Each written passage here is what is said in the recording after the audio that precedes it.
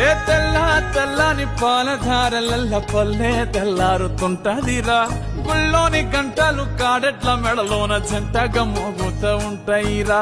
నాగలి భుజాన పెట్టుకుంటే దోస్తులు చెయ్యేసినట్టేరా.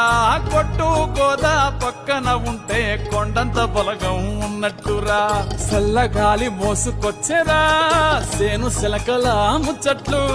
దారి పొడుగు చెట్ల కొమ్మలా రాలుతున్న పూల సప్పట్లు. గట్టి మోపులు కాల్వ కట్టులు చెమట సుక్కల్లో తడిసిన ఈ మట్టి గంధాల పల్లెటూరు దీని తీరే అమ్మ తీరు.